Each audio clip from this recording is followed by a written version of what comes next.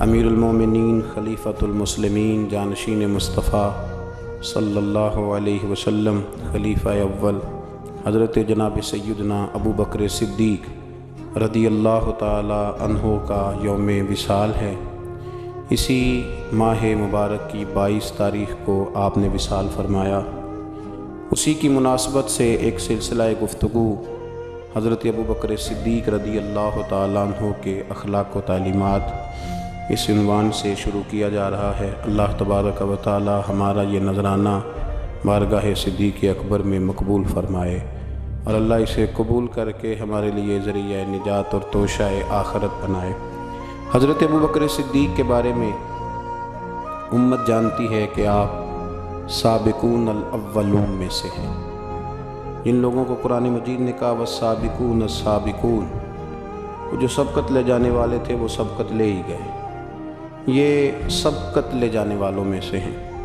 حضرت ابو بکر صدیق رضی اللہ تعالیٰ عنہ کے اخلاق میں، تعلیمات میں جو چیز سب سے زیادہ نمایاں ہے، جو سب سے زیادہ اعلیٰ ہے، جو سب سے زیادہ عرفہ ہے، وہ یہ ہے کہ ان کے جلووں میں، ان کے اخلاق میں نبی پاک علیہ الصلوۃ والسلام کی سیرت کا مکمل عکس دکھائی دیتا ہے۔ انہوں نے اپنے آپ کو نبی پاک صلی اللہ تعالیٰ علیہ وسلم کی مقدس سیرت کے مطابق ڈھال لیا تھا۔ اٹھنا، بیٹھنا، چلنا، بولنا، وہ سمجھ گئے تھے کہ اللہ کے نبی صلی اللہ علیہ وسلم کی رضا کیا ہے۔ کوشش کرتے تھے کہ زیادہ بحث نہ ہو، بلکہ جو حضور فرما دیں، آپس میں اس پر زیادہ تکرار نہ کی جائے، بلکہ سنا جائے اور فوراً اس پر عمل کیا جائے۔ صحابہ ایسا کرتے بھی نہیں تھے، لیکن ہمارے زمانے میں کچھ باتوں پر بحث ہوتی ہے، تکرار ہوتی ہے۔ جناب ابو بکر صدیق رضی اللہ تعالیٰ عنہ کا مطمع نظر تھا کہ جو محبوب فرما دیں، جس وقت فرما دیں، جس حال میں فرما دیں، اس پر عمل کر لیں۔ نبی پاک صلی اللہ تعالیٰ علیہ وسلم نے حضرت ابو بکر صدیق رضی اللہ تعالیٰ عنہ کی اس بات کو اعزاز کے طور پر بیان فرمایا، ان کی فضیلت کے طور پر بیان فرمایا۔ سرکار فرمانے لگے، میں نے جس کے سامنے بھی دین پیش کیا ہے اس نے دلیل مانگی ہے، فرمایا یہ میرا ابو بکر ہے۔ میں نے اس کے سامنے دین پیش کیا، اس نے دلیل نہیں مانگی، فوراً کلمہ پڑھا اور مسلمان ہو گئے، فوراً مسلمان ہو گئے۔ تو حضرت ابو بکر صدیق رضی اللہ تعالیٰ عنہ نے اپنے آپ کو اللہ کے پیارے محبوب صلی اللہ علیہ وسلم کی رضا کے اندر ڈھال لیا تھا۔ وہ سمجھ گئے تھے کہ محبوب کریم کی رضا کس بات میں ہے، حضور کیا چاہتے ہیں، کیا فرماتے ہیں، کیا پسند کرتے ہیں، کس انداز میں حضور خوش رہتے ہیں، کہاں نبی پاک صلی اللہ علیہ وسلم کو کوئی بات ناگوار گزرتی ہے، کہاں مزاج مبارک پر کوئی چیز ایسی ہے جو پریشان کرتی ہے۔ مکمل عکس تھے وہ حضور کی سیرت کا، نبی پاک کی رضا کا۔ جب اللہ کے پیارے حبیب صلی اللہ تعالیٰ علیہ وآلہ وسلم تشریف لے گئے اور نبی پاک صلی اللہ تعالیٰ علیہ وعلا آلہ وصحبہ وبارک وسلم غار حرا میں وقت گزارا اور پہلی وحی حضور پہ نازل ہوئی، تو قرآن مجید کی ایک تاثیر تھی، اس کی ایک شدت تھی کہ اللہ کے محبوب علیہ السلام کے وجود اطہر پر اس کا اثر محسوس ہوا۔ سرکار جب گھر آئے اور جناب خدیجۃ الکبریٰ رضی اللہ تعالی عنہا کو کہا کہ مجھے چادر اڑا دو، مجھے چادر اڑا دو، اور اپنی اس کیفیت کا اظہار فرمایا، تو حضرت خدیجۃ الکبریٰ رضی اللہ تعالی عنہا نے نبی پاک علیہ السلام کے 5 اوصاف گنوائے۔ یا رسول اللہ صلی اللہ علیہ وسلم، آپ کے اخلاق میں یہ 5 چیزیں پائی جاتی ہیں، اللہ کبھی بھی آپ کو رسوا نہیں کرے گا، اللہ تبارک و تعالیٰ آپ کو شان عطا کرے گا۔ 5 چیزیں گنوائیں حضرت خدیجۃ الکبریٰ نے۔ وہ 5 چیزیں کون سی تھیں؟ فرمایا مجھے اللہ کی قسم، اللہ آپ کو ہرگز بھی شرمندہ نہیں کرے گا۔ پہلی بات یہ ہے کہ آپ صلہ رحمی کرتے ہیں، رشتہ داروں سے اچھا سلوک کرتے ہیں۔ دوسرا فرمایا آپ کمزوروں کا بوجھ اٹھاتے ہیں، اور تیسرا فرمایا آپ ناداروں کی مدد کرتے ہیں، اور چوتھا فرمایا آپ بڑے مہمان نواز ہیں، اور 5واں فرمایا جب کوئی مصیبت میں ہوتا ہے تو محبوب آپ ان کے کام آتے ہیں۔ یہ 5 آپ کے اندر وہ اخلاق عالیہ ہیں جن کی بنیاد پر میں کہتی ہوں کہ اللہ آپ کو عزتیں ہی عطا فرمائے گا، بلندیاں ہی آپ کا نصیبہ ہوں گی۔ یہی ان باتوں سے میں نے دیکھا ہے۔ حضرت سیدنا خدیجہ الکبریٰ رضی اللہ تعالی عنہا کا یہ قول بخاری شریف میں موجود ہے، اور اسی بخاری میں حضرت ابو بکر صدیق رضی اللہ تعالیٰ عنہ کے بارے میں ابن دغنہ نے ایک بات کہی تھی۔ جب آپ مکہ چھوڑ کے جانے لگے کافروں کی سختیوں سے پریشان ہو کر، تو ابن دغنہ نے آپ کو کھڑا کر لیا اور کہنے لگا ابو بکر آپ نہ جائیں۔ کیوں؟ کہنے لگا آپ جیسے شخص کو یہیں رہنا چاہیے، وجہ اس کی یہ ہے کہ آپ 5 باتیں وہ جو حضرت خدیجہ نے نبی پاک کے بارے میں گنوائی تھیں، وہی 5 باتیں اسی بخاری میں اسی ترتیب سے موجود ہیں کہ ابن دغنہ کہنے لگے کہ آپ صلہ رحمی کرتے ہیں، آپ کمزوروں کا بوجھ اٹھاتے ہیں، ابو بکر صدیق آپ ناداروں کی مدد کرتے ہیں، آپ بڑے مہمان نواز ہیں، آپ مصیبت زدہ لوگوں کے کام آتے ہیں۔ وہ 5 باتیں جو حضور کی سیرت مبارکہ کا عکس کے طور پر حضرت خدیجہ نے بیان کی، وہی جلوے ابن دغنہ نے جناب ابو بکر صدیق کے بیان فرمائے، وہی عکس، وہی رنگ، کچا رنگ للاری والا جڑا چڑھدا لیندا رہندا، اے عشق تیرے دا رنگ محمد چڑھ جائے پھر نہیں لیندا۔ تو وہی کیفیات، وہی عکس سیرت حضرت ابو بکر صدیق میں پایا جاتا تھا۔ صلح حدیبیہ کے موقع پر جب کافروں نے سخت اور صبر آزما شرطیں رکھی، حضرت عمر پریشان ہو گئے۔ کچھ ایسی باتیں تھیں جو عقل میں نہیں آتی تھیں، پریشان ہو گئے، جا کے عرض کی یا رسول اللہ صلی اللہ علیہ وسلم آپ بھی سچے ہیں، قرآن بھی سچا ہے، اسلام بھی سچا ہے۔ استفہامیہ انداز میں پوچھا تو یا رسول اللہ صلی اللہ تعالیٰ علیہ وآلہ وسلم یہ دشمن باطل پہ ہیں، تو پھر ہم دب کے صلح کیوں کر رہے ہیں؟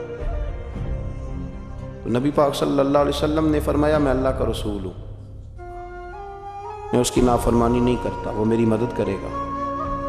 حضرت عمر رضی اللہ تعالیٰ عنہ فرماتے ہیں میں نے عرض کی یا رسول اللہ صلی اللہ علیہ وسلم آپ نے کہا نہیں تھا کہ ہم ان قریب عمرہ کریں گے، بیت اللہ کا طواف کریں گے؟ تو حضور علیہ السلام فرمانے لگے میں نے کہا تھا، یہ تو نہیں کہا تھا کہ اسی سال ہی کریں گے، انشاءاللہ کریں گے۔ حضرت عمر فاروق فرماتے ہیں کہ میری نا وہ طبیعت میں چونکہ جلال تھا، حضور نے بات کہہ دی، میں نے سن لی، پر میں مطمئن نہیں ہوا تھا، میری وہ چونکہ جذبہ جہاد سے میں سرشار تھا تو محبوب کے ادب کی وجہ سے میں خاموش ہو گیا، لیکن ابھی میری طبیعت اس طرح ٹھنڈی نہیں ہوئی تھی۔ اس طرح حضرت سیدنا ابراہیم علیہ السلام نے کہا نا یا اللہ مجھے دکھا تو پرندوں مردوں کو کیسے زندہ کرے گا، تو کہا یقین نہیں، کا مالک یقین تو ہے پر اطمینان قلبی کے لیے۔ تو فرماتے میں بھی اسی طرح حضور کی بارگاہ سے نکلا اور جناب صدیق اکبر کے پاس پھر گیا، اور میں نے جا کے وہی باتیں دہرائی۔ میں نے کہا ابو بکر رسول کریم علیہ السلام بھی سچے، قرآن بھی سچا، اسلام بھی سچا، پھر ہم دب کے صلح کیوں کریں؟ آپ فرماتے مجھے اللہ کی عزت کی قسم ابو بکر صدیق نے ہی وہی جملے مجھ سے کہے جو میرے رسول پاک نے کہے تھے۔ فرمانے لگے عمر وہ اللہ کے رسول ہیں، وہ اللہ کی نافرمانی نہیں کرتے، اللہ ان کی مدد کرے گا۔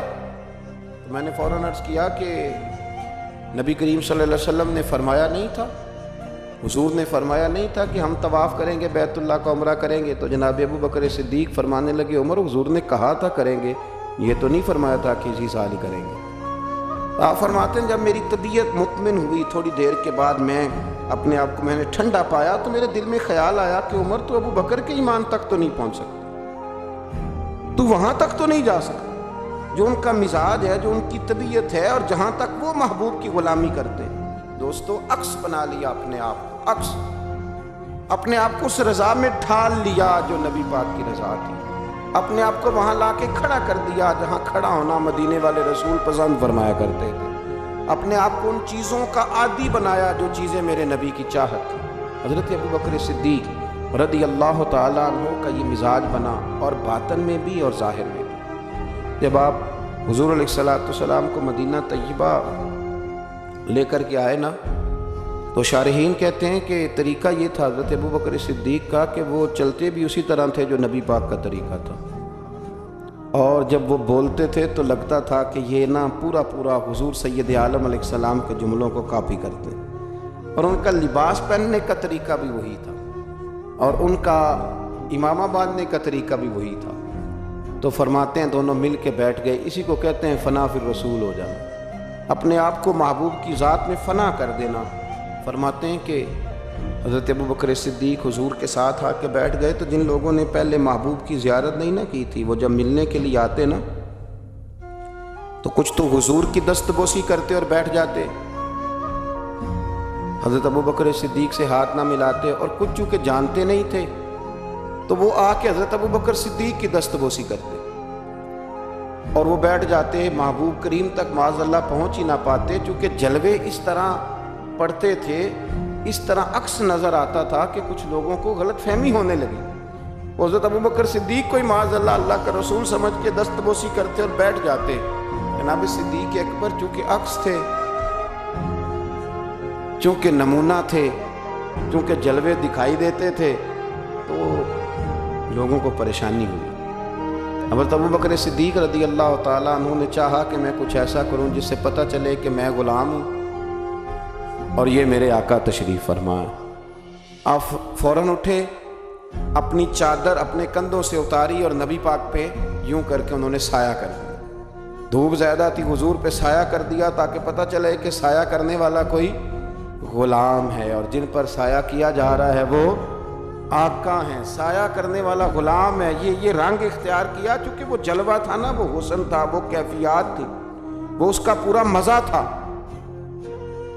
یہاں بزرگوں نے ایک اور لطیف بات لکھی ہے، وہ کہتے ہیں میرے محبوب نا بدلے بڑے بڑے بڑھا کے دیتے ہیں، وفاؤں کا اجر بڑا شاندار دیتے ہیں۔ حضرت صدیق اکبر نے تھوڑی دیر کے لیے اللہ کے رسول پر چادر کا سایہ کیا تھا، محبوب کریم نے قیامت تک کے لیے ان کی قبر پہ اپنے گنبد کا سایہ کر دیا، قیامت تک سایہ کر دیا ہے ان کے گنبد کا۔ جو وہاں جائے گا وہ جناب محبوب کریم پہ سلام عرض کرے گا تو پھر بارگاہ صدیقی میں بھی سلام عرض کرے گا۔ میرے عزیزو، عکس بنا لینا اپنے آپ کو اور رسول اللہ صلی اللہ تعالیٰ علیہ وسلم کی غلامی کا پورا لبادہ اوڑھ لینا۔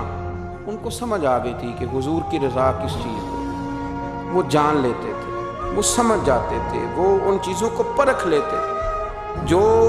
جو لوگ دیر سے سمجھتے تھے وہ جلدی سمجھ جاتے تھے۔ حضور کے وصال مبارک کا وقت آیا،